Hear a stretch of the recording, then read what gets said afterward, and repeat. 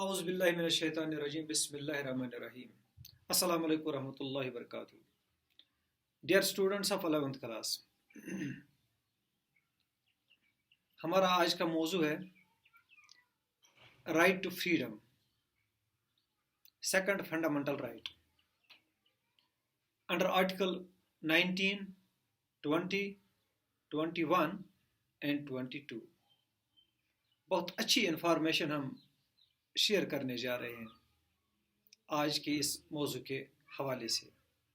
Fundamental rights, right to freedom, articles 19, 20, 21 اور 22 right to freedom کو guarantee کرتے ہیں.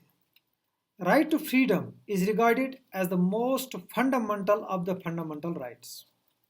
آرٹیکل 19 کے تحت شہریوں کو 6 حقوق حاصل ہیں.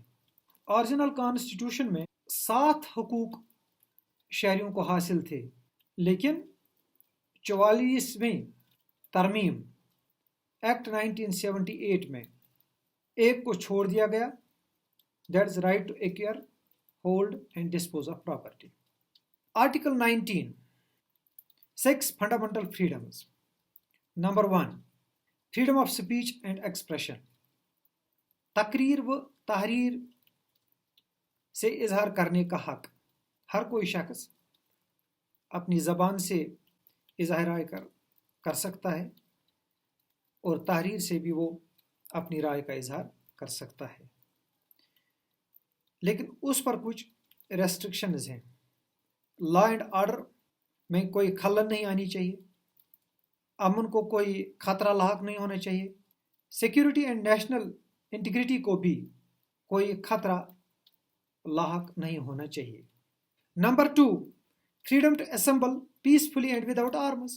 شہریوں کو حق حاصل ہے کہ وہ پرامن طور جمع ہو سکتے ہیں، بغیر سامان کے اپنی رائے کا اظہار وہاں پر کر سکتے ہیں، تقاریر کر سکتے ہیں، لیکن اگر اس سے امن اور سیکیورٹی کو خطرہ لاحق ہو تو اس صورت میں ان پر قدغن لگائی جا سکتی ہے.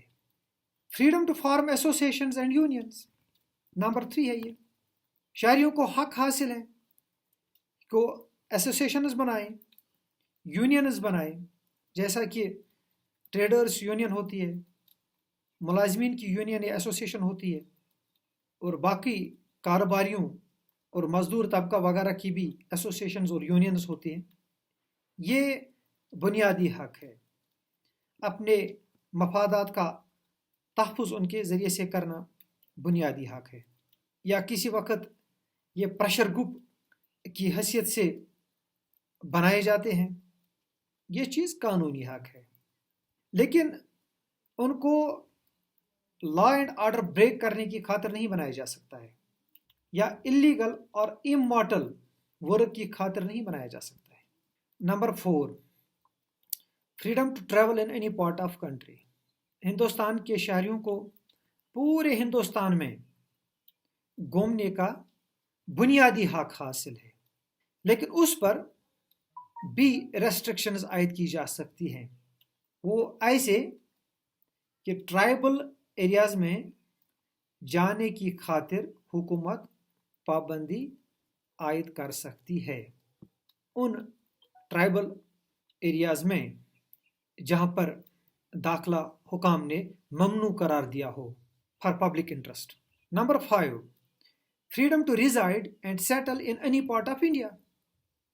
شہریوں کو حق حاصل ہے کہ وہ ہندوستان کے کسی بھی حصے میں رہائش حاصل کر سکتے ہیں، وہاں پر وہ سیٹل بھی ہو سکتے ہیں، مستقل رہائش وہ حاصل وہاں پر کر سکتے ہیں، لیکن اس پر بھی چیک کیا جا سکتا ہے، اس پر بھی پابندیاں عائد کی جا سکتی ہیں، اس صورت میں کہ جب وہ ٹرائبل ایریاز کے حوالے سے ہو جن پر حکام نے کچھ پابندیاں عائد کی ہوگی یا جہاں پر داخلہ ممنوع ہوگا. لیکن ٹرائبل ایریاز میں جہاں پر حکام نے داخلہ کو ممنوع قرار دیا ہوگا جانے سے، روک دیا جا سکتا ہے یا وہاں پر ریزائڈ اینڈ سیٹل کرنے سے روک دیا جا سکتا ہے۔ Number 6، freedom to practise any profession اور کیری آن اینی ٹریڈ اور بزنس۔ ہر ایک شہری کو یہ حق حاصل ہے کہ وہ کوئی بھی پروفیشن اپنی مرضی کا حاصل کر سکتا ہے یا اختیار کر سکتا ہے، کوئی بھی بزنس وہ کر سکتا ہے، کوئی ٹریڈ وہ کر سکتا ہے، اپنا روزگار کمانے کے حوالے سے لیگل ہونا چاہیے وہ as per the law of the state, لیکن اس پر بھی لمیٹیشنز عائد کی جا سکتی ہیں فار دا پبلک انٹرسٹ، اور اسی طرح ان کی خاطر ٹیکنیکل اور پروفیشنل کوالیفیکیشن کا ہونا لازمی قرار دیا جا سکتا ہے۔ فار ایگزامپل پروفیشنل ڈگری میں ڈاکٹرس آتے ہیں، انجینئرس آتے ہیں، لائرس آتے ہیں اور باقی آتے ہیں، تو ان کی خاطر پروفیشنل کوالیفیکیشن ہونا ضروری ہے۔ ڈاکٹر کو ڈاکٹری کی ڈگری حاصل ہونی چاہیے، وکیل کو وکالت کی سند حاصل ہونی چاہیے، انجینئر کو انجینئرنگ کی سند حاصل ہونی چاہیے، لیکن ان فنڈامنٹل فریڈمز کو سسپینشن میں بھی رکھا جا سکتا ہے، جو کہ انڈر آرٹیکل 19 گارنٹی کیے گئے ہیں۔ ڈورنگ ایمرجنسی، جب صدر آرٹیکل 352 کے تحت اسٹیٹ میں ایمرجنسی کا نفاذ کرے گا تو یہ فریڈمز انڈر سسپینشن رہتے ہیں۔ اس کے ادر ایکسیپشنز بھی ہیں، وہ unity and integrity of the state کو کوئی خطرہ لاحق نہیں ہونا چاہیے، عوامی مفاد کی خاطر ان حقوق کو سسپینڈ رکھا جا سکتا ہے۔ To check defamation and respect of courts, اداروں کی ریپوٹیشن ان رائٹس کو حاصل کرنے کے دوران مجروح نہیں ہونی چاہیے، کورٹ کی ریسپیکٹ میں آنچ نہیں ہونی چاہیے، اور اگر کرائمز کی حوصلہ افزائی ان رائٹس کو حاصل کرتے ہوئے کسی بھی انداز سے ہو رہی ہوگی تو ان کو انڈر سسپینشن رکھا جا سکتا ہے، اور ڈائریکٹو پرنسپلز کو عملانے میں کوئی دشواری نہیں ہونی چاہیے۔ Article 20، protection in conviction for offences, جرم کے پاداش میں بے گناہی ثابت کرنے کا حق، that is right of accused, ملزم کا حق۔ آرٹیکل 20 مجرم کو تحفظ فراہم کرتا ہے، وہ اس طرح کہ اگر کسی شخص پر مجرم ہونے کا الزام ہو، وہ قانون کے حوالے سے اپنے کو بے گناہ ثابت کر سکتا ہے، اپنے کو دفاع کر سکتا ہے۔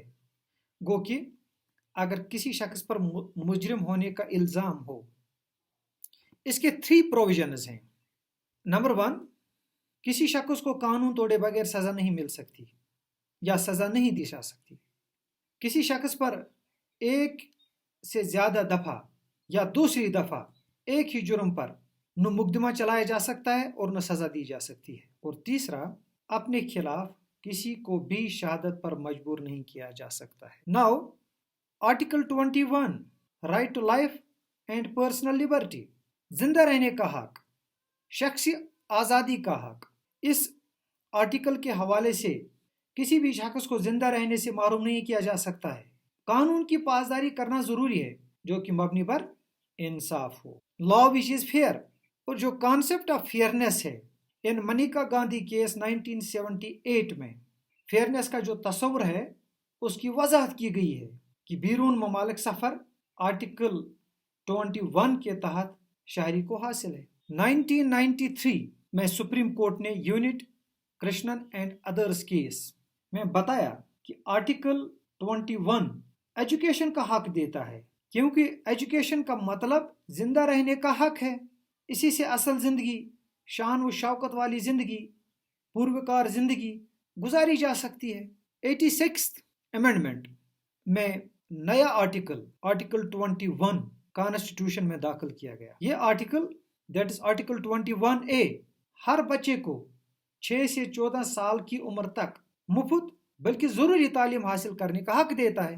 Article 22، safeguards for arrested person, گرفتار شدہ شخص کو تحفظ فراہم کرنا۔ 3 طریقوں سے گرفتار شخص کو تحفظ فراہم کیا جا سکتا ہے as per this article guaranteed by the constitution that's article 22। Number 1, किसी भी शख्स को गिरफ्तार नहीं रखा जा सकता जब तक न उसे गिरफ्तारी के वजूहात बताए जाए। नंबर 2, गिरफ्तार शख्स को अपनी मर्जी का वकील लेना और उसे मशवरा हासिल करने का हक हासिल है। नंबर 3, 24 घंटों के अंदर अंदर गिरफ्तार शख्स को नज़दीकी मजिस्ट्रेट के सामने पेश करना उसका हक है, बल्कि लाजमी है। ये शख्सी तहफ़्फ़ुज़ात के हुकूक हैं। आर्टिकल 22 के कुछ एक्सेप्शंस भी हैं। उनमें एक कि ये तहफ़्फ़ुज़ात एलियन बैरून ममालिक बाशिंदों को हासिल नहीं है। उन अशखास पर ये अप्लाई नहीं होते हैं जिनको प्रिवेंटिव डिटेंशन एक्ट के तहत गिरफ्तार किया गया हो। Dear students, I would like to give you the information what Preventive Detention Acts mean. Preventive detention means detention of a person without trial. गिरफ्तारी बगैर कानूनी चाराजोई।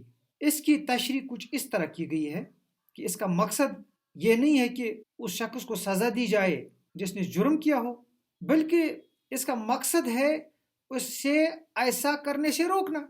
हाल ही में जो प्रिवेंटिव डिटेंशन एक्ट्स बनाए गए हैं उनमें national security act NSA NASA, essential services maintenance act ESMA ISMA, terrorist and disruptive act TADA Tada वगैरह हैं। ये आमिला को पूरे इख्तियारात, पूरी अथॉरिटी देते हैं गिरफ्तारी के हवाले से, और इनकी वजाहत कुछ इस तरह की गई है। कोई भी शख्स 3 माह से ज़्यादा उर्से तक गिरफ्तार नहीं रखा जा सकता है। हाँ, एडवाइजरी बोर्ड उसमें यानी उसकी गिरफ्तारी में इजाफा कर सकता है। इन प्रिवेंटिव लॉज में कानून गिरफ्तारी के वजूहात की वजाहत भी कर लेते हैं और वक्फा यानी कितनी मुद्दत तक उसे गिरफ्तार रखा जाएगा, that is detention period of A detainee. 3 माह बाद गिरफ्तार शख्स को हक पहुंचता है कि वो गिरफ्तारी के वजूहात जाने और इसके खिलाफ यानी उस गिरफ्तारी ऑर्डर के खिलाफ रिप्रेजेंटेशन करें। So dear students, right to freedom के हवाले से हमने इंफॉर्मेशन शेयर की है। बहुत अच्छी इंफॉर्मेशन हमने आज इस हवाले से शेयर की। इंशाल्लाह ताला हमारा जो नेक्स्ट टॉपिक होगा राइट अगेंस्ट एक्सप्लॉइटेशन, ज़रूर उसको वॉच करिएगा। अस्सलाम वालेकुम।